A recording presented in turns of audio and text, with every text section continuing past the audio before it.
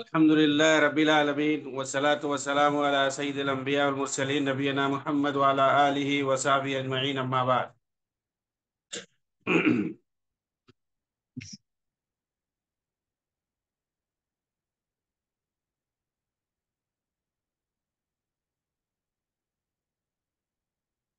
मोहतरम नाज़रीन करम और दीगर सामीन, आपके सामने शेखुल इस्लाम इब्न तैमिया रहमहुल्लाह की किताब अल अक़ीदा अल वासितिया लेकर के हाजिर हूँ। इस किताब का दर्स अल्हम्दुलिल्लाह पिछले हफ्ते से शुरू हुआ है और पिछले दर्स में तमहीदी कलिमात के तौर पर मुसन्निफ रहमहुल्लाह का तारुफ हुआ था और इसी तरह किताब के ताल्लुक से भी कुछ बातें हुई थी। आज इंशाअल्लाह बाकायदा हम किताब के अंदर दाखिल होंगे और किताब को शुरू करेंगे। इस किताब की अहमियत के बारे में बतलाया गया था और ये कि कैसे इराक के एक शहर वासित के रहने वाले एक काजी थे। उन्होंने शेखुल इस्लाम इब्न तैमिया रहमहुल्लाह से दरख्वास्त की थी।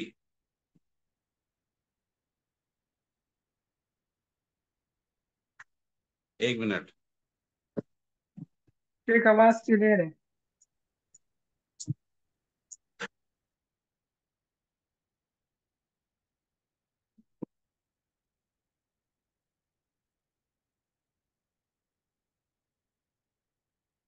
उन्होंने शहर वासित के जो काजी थे उन्होंने आपसे दरख्वास्त की थी, चुनांचे आपने ये रिसाला या ये किताब अकीदे पर अकीदे की बातों को लिख करके उनको दिया था।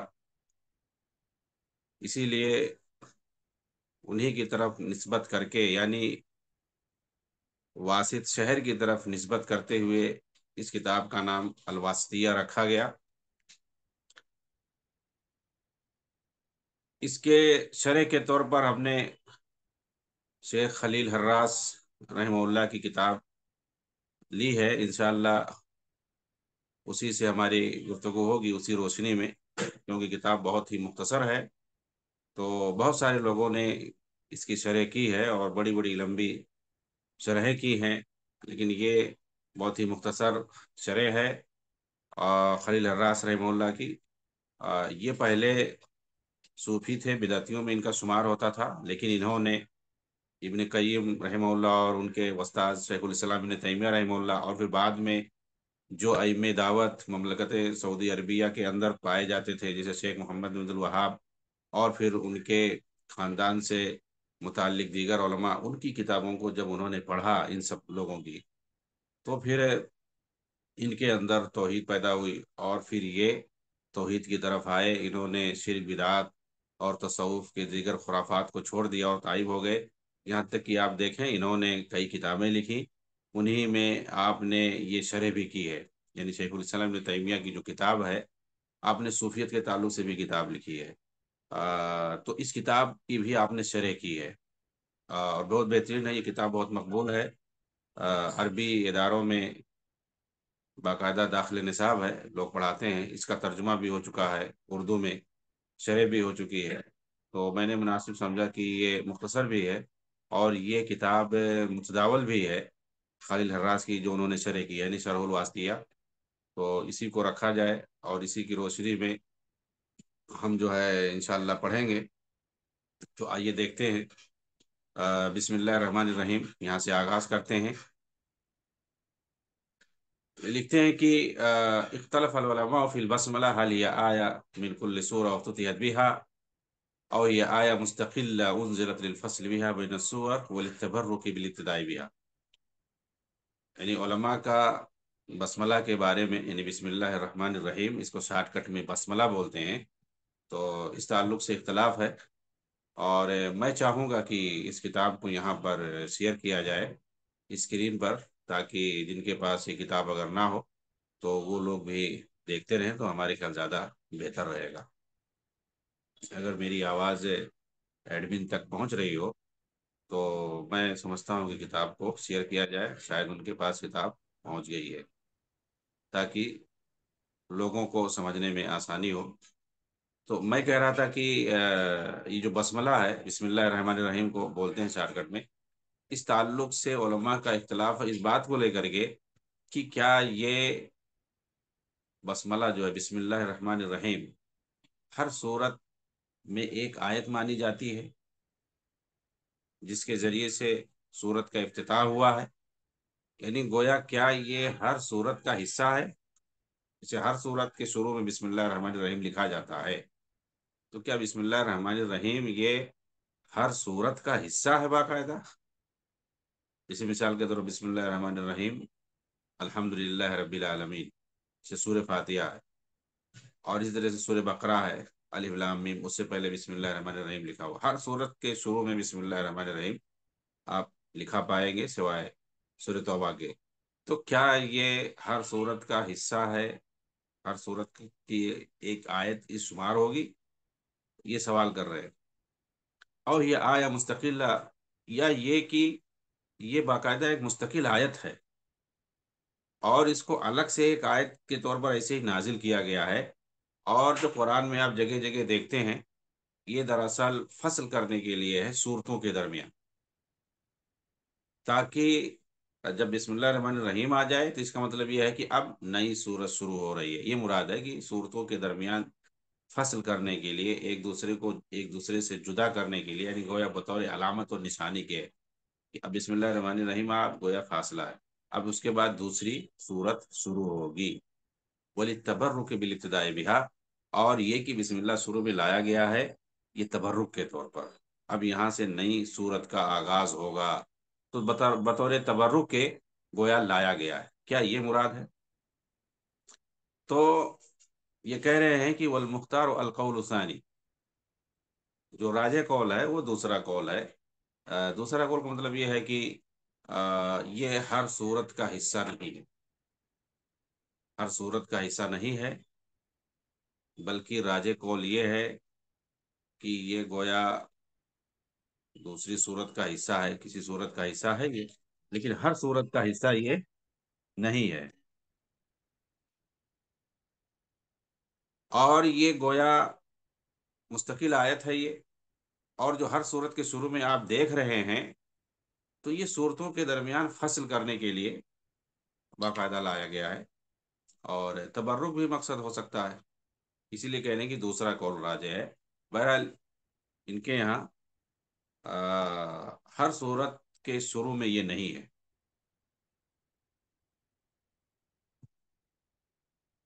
ہمارے خیال وہ عربی عربی کتاب جو ہے شیئر کریں زیادہ بہتر رہے گا۔ ہاں، عربی کتاب شیئر کریں، ہم اس کو پڑھیں گے، لوگ عربی دیکھیں گے اور اس کا ترجمہ بھی، تو میں سمجھتا ہوں زیادہ بہتر رہے گا۔ ہاں، کیونکہ عربی میں ہم لوگ پڑھ رہے ہیں، اردو والا ٹھیک نہیں رہے گا، آپ اس کو ہٹا کر کے انگلش والا، عربی والا، ہاں ماشاء اللہ، اور اس کو بڑا کیجیے۔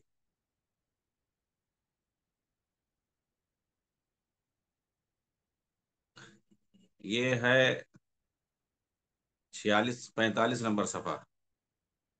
ہاں،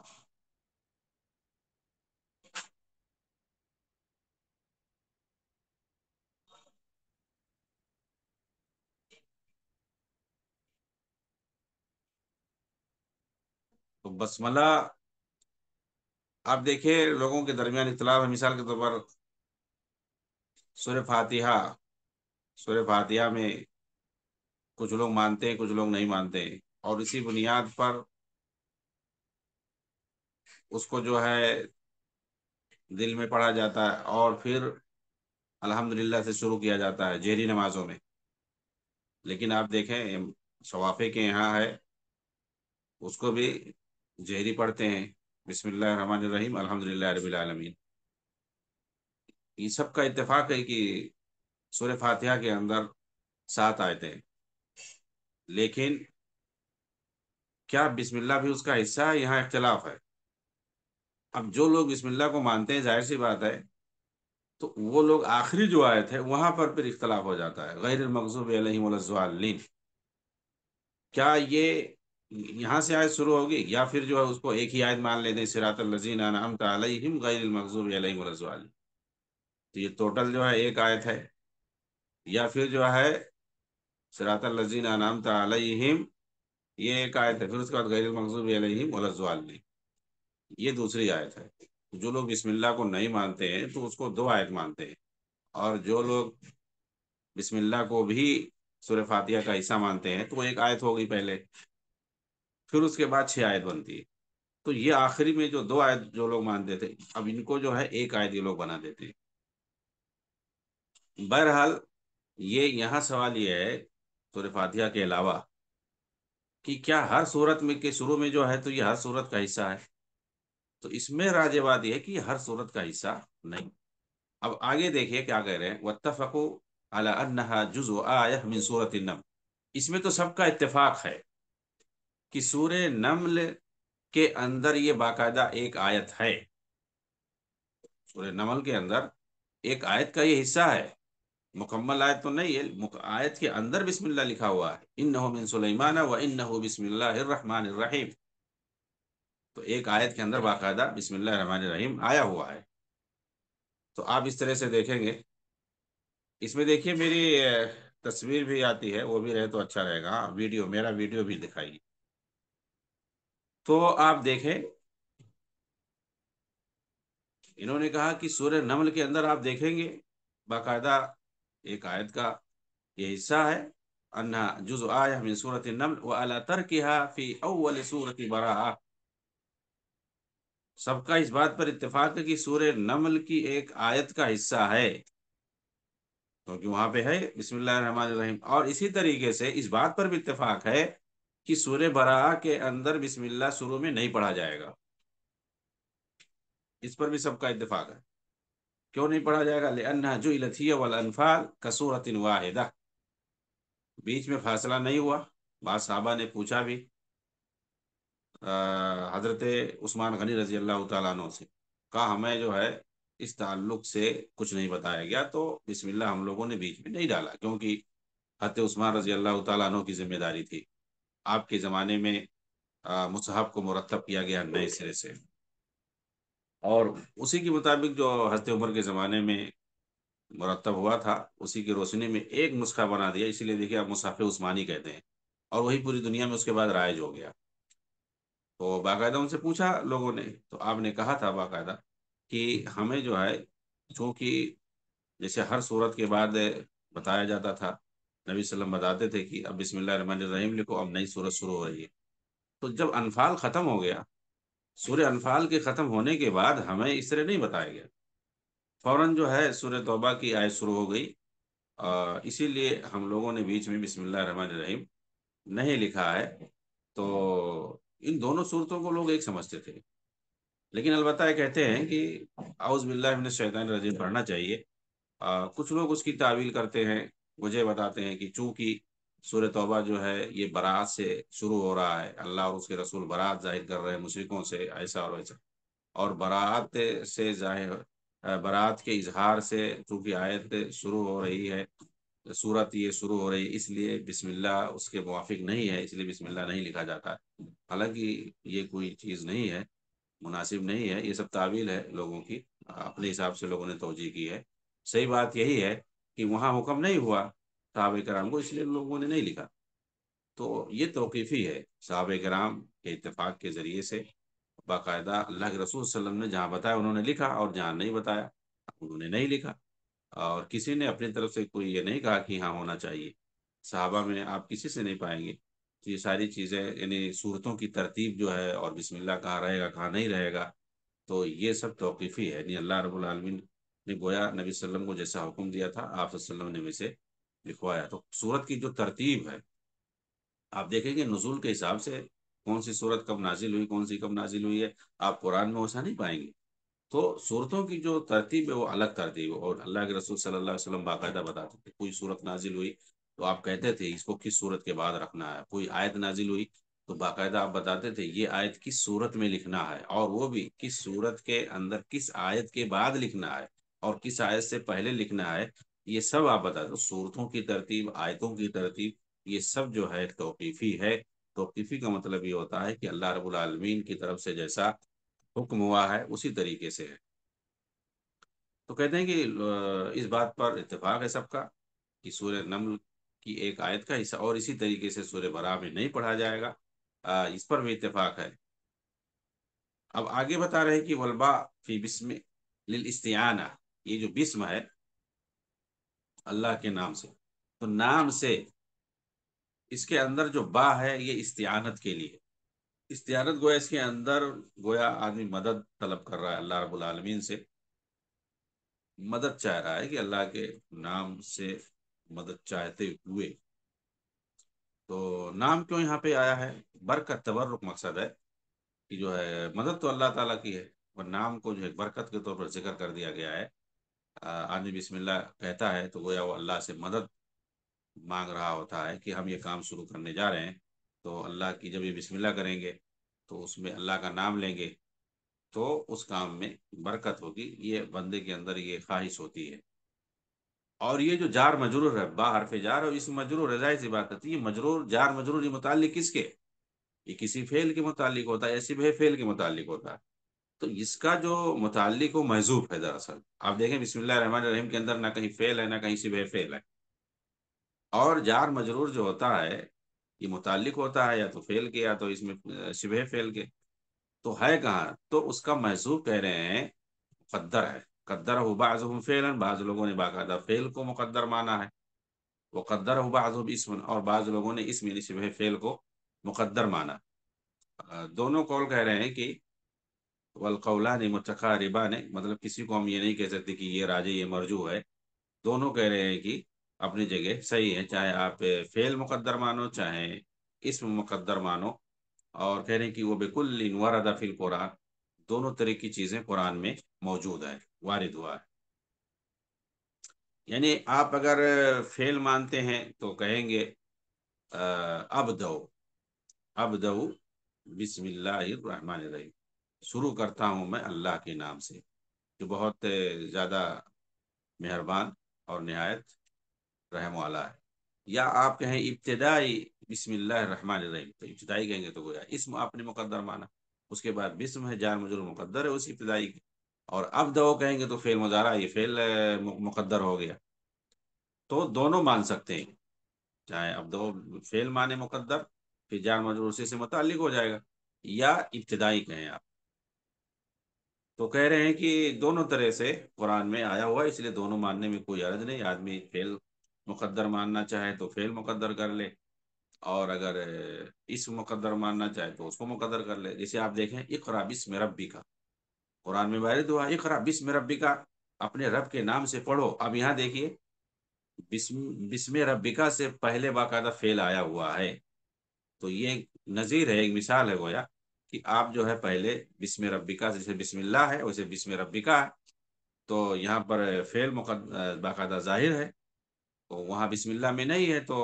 کثرت سے استعمال ہونے کی وجہ سے حذف ہو گیا ہے، تو اس کو جو ہے ہم مان سکتے ہیں فعل۔ اسی طریقے سے دیکھیے بسم اللہ ہی مجریہ، یہاں مجریہ یہ کیا ہے؟ اسم ہے، یہاں پہ اسم آیا ہوا ہے، تو دونوں طرح سے کہہ رہے ہیں کہ فعل بھی ہے اسم بھی ہے، اسم کا مطلب شبہ فعل، تو دونوں کو مقدر مانا جا سکتا ہے۔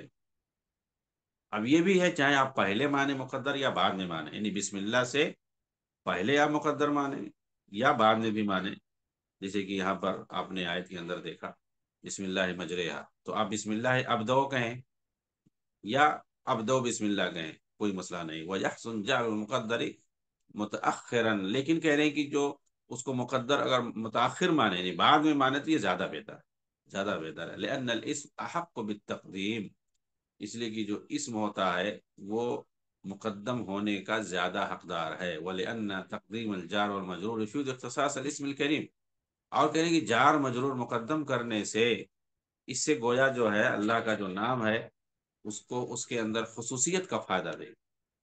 آپ کہیں گے بسم اللہ اقرؤ، میں اللہ کے نام سے پڑھتا ہوں۔ آپ دیکھیے سورہ فاتحہ کے اندر ہے ایاک نعبد، ہم تیری ہی عبادت کرتے ہیں، تو پہلے آپ نے جس کی عبادت کر رہے ہیں معبود کو، اپنے معبود کو آپ نے مقدم کر دیا تیری ہی، حالانکہ کیا ہونا چاہیے نعبدو ایاک یا نعبدو کا، ہم عبادت کرتے ہیں تیری. تو دونوں میں فرق ہے. آپ مفعول کو یا معمول کو آپ نے مقدم کر دیا تو اس سے جو ہے اس کی خصوصیت کا پتہ چل رہا ہے، بلکہ یہاں پر حصر باقاعدہ پیدا ہو گیا ہے کہ ہم تیری ہی عبادت کرتے ہیں، مطلب یہ کہ تیرے سے اور کسی کی عبادت نہیں کرتے. اس کو حصر کہتے ہیں. تو ایسے ہی اختصاص کا فائدہ دیتا ہے اگر آپ جار مجرور کو مقدم کر دیتے ہیں. یہاں پر آپ کہیں بسم اللہ پہلے کہہ دیں جار مجرور، اور اس کے بعد کہیں اب دو یا کہیں اقرو، جو بھی کہیں آپ فعل مقدر مان لیں، اس کو بعد میں ذکر کریں. تو اس سے جو ہے اختصاص پیدا ہوتا ہے. گویا آپ جس چیز کو بکون ہی متبرکن بھی، جس چیز کو بطور تبرک کے آپ نے ذکر کیا ہے اس کو آپ پہلے لا رہے ہیں. والاسم هو اللفظ الموضوع. اب یہاں دوسری بات یہ کر رہے ہیں. ہاں، تو جار مجرور یہ بسم اللہ الرحمن الرحیم کے تعلق سے باقاعدہ بحث تھی. اور بسم اللہ جانتے ہیں عام طور سے تبرک کے طور پر لایا جاتا ہے. اب دیکھیں ایک نقطہ یہاں پر یہ بھی ہے اسم کے تو، کہ انہوں نے بسم اللہ میں آپ دیکھیں، آپ دوسری جگہ بسم اللہ کے علاوہ اسم ہے، ظاہر سی بات اس میں الف ہے، سین ہے، میم ہے اسم کے اندر. لیکن بسم اللہ میں دیکھیں گے کہ جو ہے با کے بعد ڈائریکٹ سین ہے، میم ہے، الف نہیں ہے بیچ میں. حالانکہ اس کا استعمال جو ہے کہیں بھی آئے گا، قرآن میں ہو، غیر قرآن میں ہو، کہیں بھی ہو تو الف آتا ہے بسم اللہ الرحمن الرحیم کے علاوہ دوسری جگہوں پہ. آپ یہی دیکھ لیے اقرا بسم ربی کا، وہاں پر آپ دیکھیں گے الف رہے گا. تو بسم اللہ میں اسم کے اندر الف کیوں نہیں ہے؟ تو اس کو کہتے ہیں کثرت استعمال سے. کثرت استعمال کی وجہ سے الف کو حذف کر دیا گیا ہے، ورنہ الف ہے وہاں پہ.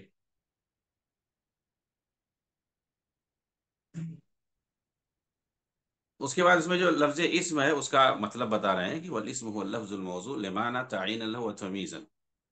اسم یہ ایسا لفظ ہے جو بنایا گیا ہے کسی معنی کے لیے، جو اس کے لیے باقاعدہ متعین کرے یا تمیز پیدا کرے. ظاہر سی بات ہے نام جو ہے یہ تمیز کے لیے ہوتا ہے یا کسی چیز کی تعین کے لیے. آپ نے کسی کا نام محمد رکھ دیا تو ظاہر سی بات ہے اس سے اس کی تعین ہوتی ہے، یہ تمیز ہوتی ہے. کئی لوگ بیٹھے ہوئے ہیں، محمد، خالد، احمد، تین چار لوگ بیٹھے ہوئے ہیں. اب جب آپ نے محمد پکارا تو سب لوگ سمجھ جائیں گے، اس کی تمیز ہو جائے گی، ہاں یہ مراد ہے. تو اور تعین بھی ہو جائے گی. تو نام رکھا جاتا ہے تاکہ جو ہے کسی چیز کی تعین ہو سکے، اسی لیے نام رکھا جاتا ہے. ہر چیز کا، انسان کے علاوہ بھی بہت دیگر چیزوں کے نام ہوتے ہیں. تو نام سے کیا ہوتا ہے؟ تمیز ہوتی ہے اور تعین باقاعدہ ہو جاتی ہے. اب دوسرا آدمی اسے نکل جاتا ہے. ایک کی تعین ہوگی، آپ نے نام لے لیا تو اب وہی مراد ہوگا اور دوسرے لوگ اس سے نکل جائیں گے. اس کو تعین کہتے ہیں. اور تمیز اس آدمی کی تمیز ہو گئی، گویا وہی مراد ہے. واختلف فی اصل اشتقاق کی، یہ جو اسم ہے الف سین میم بسم اللہ کے اندر آیا، اس کا جو ہے اصل مصدر کیا ہے، کس چیز سے بنا ہے یہ اسم؟ جو کہ شروع میں الف ہے، پھر سین ہے، پھر میم ہے. تو کیا الف یہ اصلی ہے؟ اس کا اصل کیا ہے؟ کہاں سے بنا ہے؟ کہہ رہے ہیں کہ قیل انہ من السما. یہ لفظ سما سے، اصل جو ہے یہ سما سے نکلا ہوا ہے جو کہ علامت کے معنی میں ہے. وقیل من السمو، اور کچھ لوگ کہتے ہیں کہ یہ سمو سے بنا، سین میم واو سے بنا. اور کہہ رہے ہیں کہ وہ هو المختار، یہی قول زیادہ مختار یعنی راجے ہے. تو سمو سے بنا ہوا. اور سمو مانے کیا ہوتا ہے؟ سمو مانے بلندی ہوتا ہے. وہ اسم جو ہے یہ بلندی کے معنی میں، اور سما نشانی کے معنی میں. اور اگر دیکھیں تو دونوں میں کوئی حرج نہیں ہے، لیکن زیادہ کہہ رہے ہیں کہ راجے یہ ہے کہ یہ سمو سے ہے، جس کے اندر بلندی کے معنی میں، بلندی کا معنی جس کے اندر پایا جاتا ہے. اب اس کے اندر جو حمزہ ہے شروع میں، حمزہ یعنی الف جو ہے شروع میں، حمزہ اور الف میں فرق یہ ہے کہ آپ عربی میں دیکھیں گے تو حمزہ جس کو کہتے ہیں کہ اس کے اوپر سواد کی منڈی لگی رہتی ہے، ہاں، تو اس کو حمزہ کہتے ہیں. لیکن جو الف ہوتا وہ سادہ ہوتا ہے، اس کے اندر ہم سواد کی منڈی نہیں رہتی، چھوٹی سی اوپر، نہ اوپر نہ نیچے، کہیں بھی نہیں منڈی ہوتی ہے. لیکن حمزہ اس کے اوپر منڈی رہتی ہے، سواد کی منڈی رہتی ہے، تو اس کو حمزہ کہتے ہیں، اسی کو حمزے وصل کہتے ہیں. تو یہ حمزے وصل ہے. آپ اردو میں تو نہیں لکھتے لیکن عربی میں باقاعدہ لکھا جاتا ہے، اسے حمزہ وصل کہتے ہیں. وَلَيْسَ الْإِسْمُ نَفْسَ الْمُسَمَّى كَمَا زَعَمَ بَعْضُهُمْ فَإِنَّ الْإِسْمَ هُوَ اللَّفْظُ الدَّالُ۔ اسم سے نفس مسمى یعنی ذات مراد نہیں ہوتا، اسم گویا علامت کے طور پر، ظاہر سی بات ہے، تو ایک علامت کے طور پر ہے، تو اس سے ذات مراد نہیں ہے۔ بعض لوگ ایسا کہتے ہیں، کیونکہ اسم جو ہے یہ لفظ دال ہے، یعنی یہ تو بنایا گیا ہے تاکہ اس کے ذریعے سے کسی چیز پر دلالت کرے۔ یہ اسم جو ہے، نام ظاہر سی بات ہے، اس سے نام جو ہے کسی ذات پہ دلالت کرے، تو نام الگ ہے، ذات الگ ہے۔ والمسمى هو المعنى المدلول والے، اور مسمى یعنی ذات کسے کہتے ہیں؟ وہ معنی جو اسم کے ذریعے سے سمجھ میں آتا ہے، جو اس پر اس اسم کے ذریعے سے دلالت کیا، المدلول علیہ بذلک الاسم، وہ مدلول ہے، یعنی اس اسم کے ذریعے سے، اس نام کے ذریعے سے جو چیز دلالت ہوتی ہے، سمجھ میں آتی ہے، وہ مفہوم اور معنی اس کو جو ہے ذات کہتے ہیں۔ اب جیسے آپ نے خالد نام لیا، تو خالد، لفظ خالد یہ نام ہے، لیکن اس کے ذریعے سے ایک ذات، ایک شخص جو ہے سمجھ میں آتا ہے، تو ظاہر سی بات ہے وہ ذات اور وہ شخص الگ ہے، اور نام جو ہے خالد، نام جو ہے الگ ہے، اور اس سے جو ایک ذات ہمارے ذہن میں سمجھ میں آتی ہے، ایک شخصیت ہمارے ذہن میں آتی ہے، وہ الگ ہے بالکل۔ تو اسم اور مسمى دونوں یہ الگ الگ ہیں، نام اور ذات، اسم اور مسمى کا مطلب نام اور ذات، تو نام اور ذات یہ دونوں الگ الگ چیزیں ہیں۔ نام جو یہ لفظ ہے، اور ذات جو ہے، مسمى جو ہے یہ معنی ہے، جو سمجھ میں بات آتی ہے، جو شخصیت ہے وہ ہے، تو دونوں ایک چیز نہیں ہے۔ وَلَيْسَ هُوَ كَذَلِكَ نَفْسُ التَّسْمِيَةِ، اور ایک ہوتا ہے اسم اور ایک ہوتا ہے تسمیہ، یہ بھی دونوں کہہ رہے ہیں الگ الگ چیز ہے۔ چنانچہ اسم جو ہے نہ تو مسمى ہے، اسی طرح سے اسم تسمیہ بھی نہیں ہے۔ تو تسمیہ مانے تو نام رکھنا، یہ الگ چیز ہو گیا، یہ فعل، یا کہہ سکتے اس کو نام رکھنا، یہ فعل ہو گیا ایک، یعنی نام رکھنا ایک عمل ایک ہو گیا، اور ایک نام باقاعدہ ہو گیا، تو دونوں الگ الگ چیزیں ہیں۔ فَإِنَّ فِعْلُ الْمُسَمَّى، تو نام رکھنے کے عمل کو کہتے ہیں تسمیہ، نام رکھ، جسے کہتے ہیں کہ سمیت ولدی محمد، میں نے اپنے لڑکے کا نام محمد رکھ، ظاہر سی بات ہے یہ تسمیہ ہے۔ تو نام رکھنا الگ چیز ہے، اور نام رکھنے کے بعد نام آتا ہے، اسم آتا ہے، تو وہ الگ چیز ہے۔ وقول بعضهم ان لفظ الاسم ہونا مقہم، اچھا کہہ رہے ہیں کہ ہم بیچ میں جیسے آپ ڈائریکٹ کہہ سکتے تھے، یہاں پہ بسم اللہ الرحمن الرحیم، باللہ آپ کہہ سکتے تھے، ڈائریکٹ کہہ سکتے تھے، تو وہاں بھی استعانت ہوتی تھی کہ اللہ کی مدد سے یا اللہ کے نام سے۔ تو یہاں اسم کا لفظ بیچ میں کیوں لایا گیا، ڈائریکٹ کیوں نہیں آیا؟ تو کچھ لوگ کہتے ہیں یہاں بیچ میں باقاعدہ ڈالا گیا ہے، اس کا کوئی فائدہ نہیں ہے، لین الاستعانہ انما تکون باللہ لا بسمی، کیونکہ ہم مدد جو اللہ سے چاہتے ہیں، نہ کہ اس کے نام سے۔ تو با کہتے ہیں، آپ با کہتے ہیں استعانت کے لیے، مدد کے لیے، تو با کو ڈائریکٹ جو لفظ جلالہ پہ آنا چاہیے تھا، باللہ، وہاں آنا چاہیے تھا۔ تو یہ بسم اللہ ہے، اس کے اللہ لفظ جلالہ سے پہلے اسم کیوں آیا؟ دیکھیے میں لفظ جلالہ بول رہا ہوں، یہ نہیں بول رہا ہوں کہ اللہ سے پہلے یا اللہ کے اوپر حرف جار ہے یا اللہ مجرور ہے۔ تو دیکھیے ایک چیز یہ یاد رکھیے کہ جو کتاب، درسی کتابیں پڑھتے ہیں، اور جب ہم الفاظ کی تشریح کرتے ہیں، لغوی اور نحوی صرفی بحث کرتے ہیں، تو اور لفظوں کو جو ہے ایک دوسرے سے جوڑتے ہیں، تو اب آتا ہے لکھ کر کے لفظ اللہ آتا ہے، تو آپ یہ نہیں کہہ سکتے کہ جو ہے جیسے اللہ مجرور ہے، اللہ منصوب ہے، اللہ سے پہلے حرف جار ہے، اللہ کے بعد، تو یہ چیز جو ہے معیوب ہے، اس لیے اس آپ ایسا کہیں لفظ اللہ کے یا لفظ جلالہ کہتے ہیں۔ ہاں، تو یہ ذہن میں رہنی چاہیے بات، اسی لیے ہم جو ہے لفظ جلالہ استعمال کریں گے، اگر کہیں کتاب میں آئے گا لفظ اللہ تعالیٰ کا نام آئے گا، تو اس کے لیے ہم یا تو لفظ اللہ کہیں گے، یا اس سے بھی بہتر ہے لفظ جلالہ استعمال کریں گے۔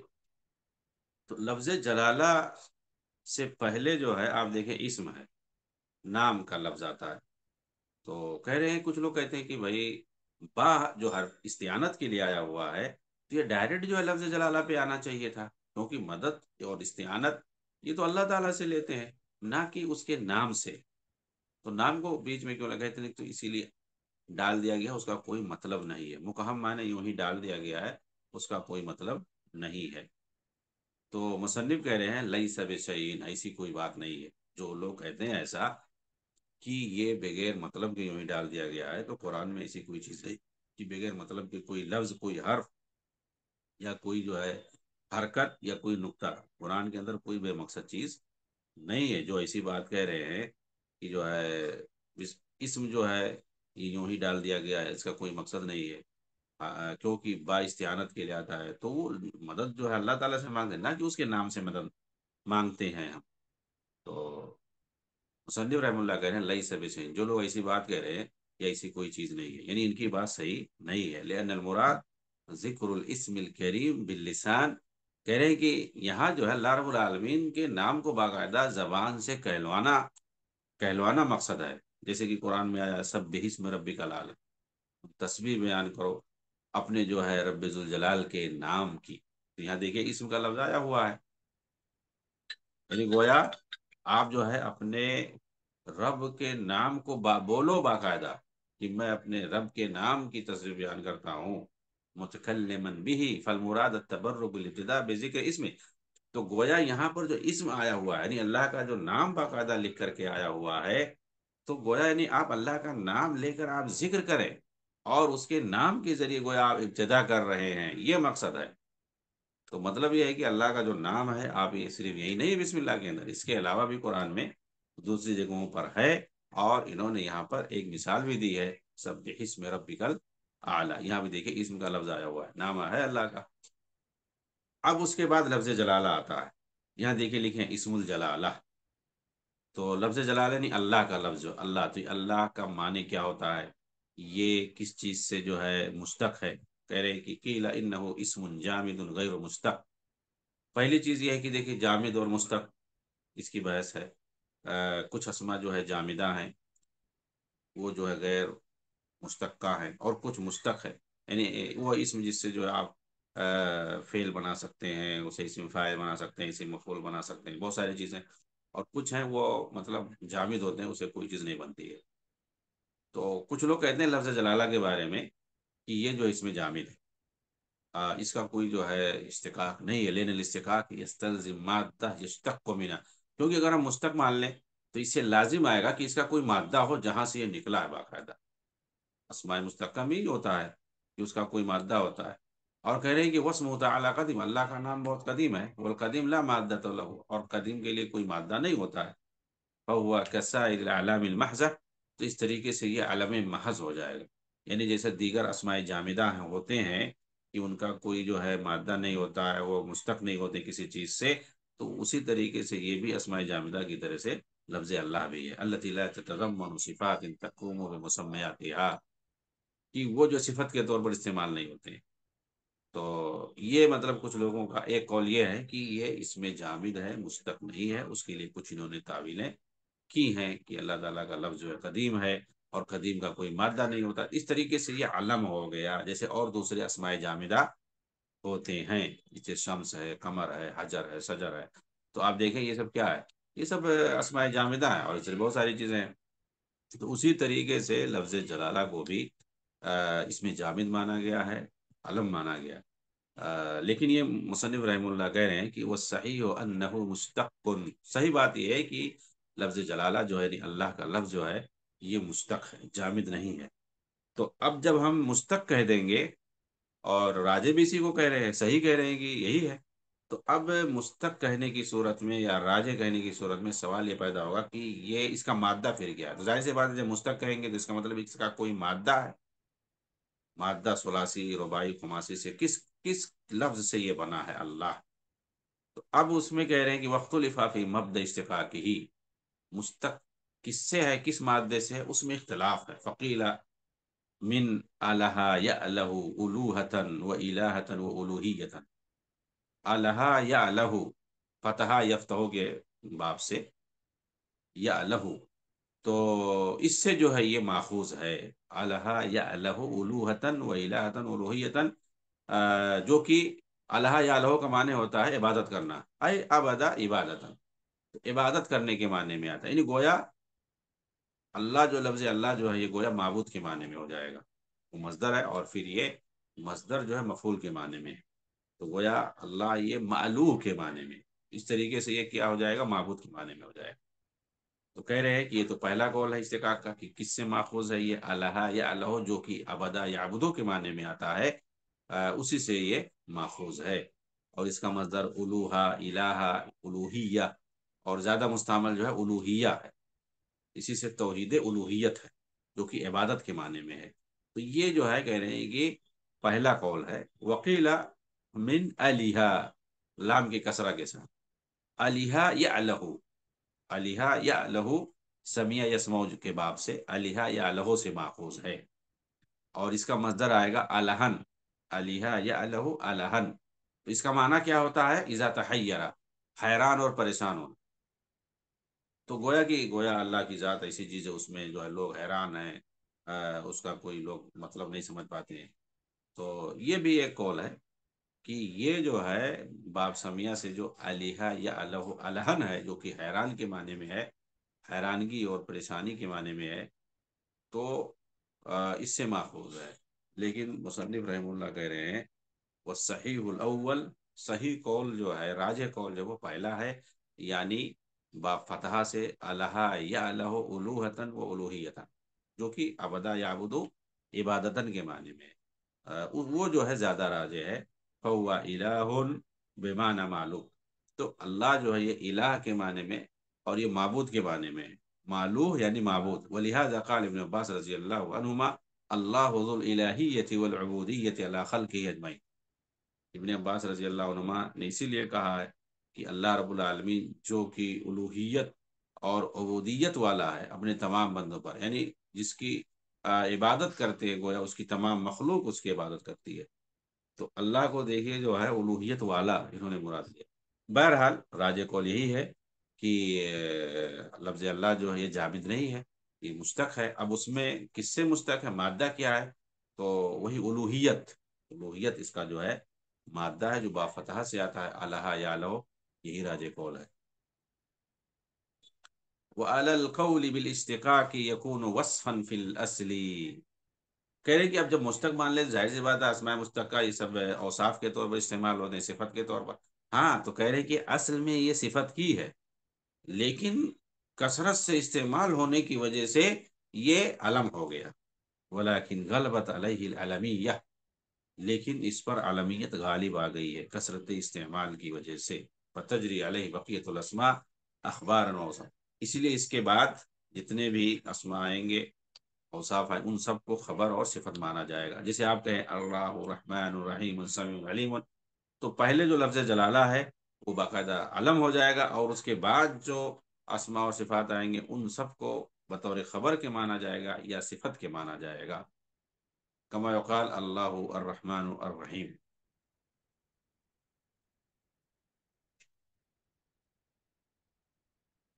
تو یہ جو ہے اس کے بعد انشاءاللہ الرحمن الرحیم ہے، اس پر تفصیلی کلام ہے، تو میں چاہتا ہوں کہ جو ہے یہ تفصیلی کلام اگلے درس میں ہوگا۔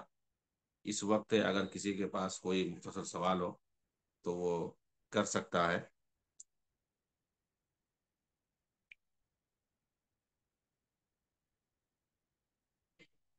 جی،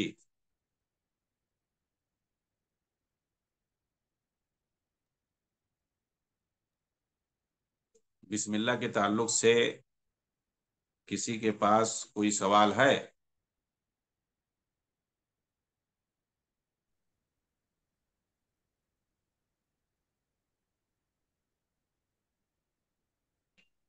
ٹھیک ہے، میں اس پر اپنی گفتگو بند کرتا ہوں، انشاءاللہ اگلے درس میں پھر ملیں گے، تب تک کے لیے اجازت دیں۔ وآخر دعوانا الحمدللہ رب العالمین، والسلام علیکم ورحمۃ اللہ وبرکاتہ۔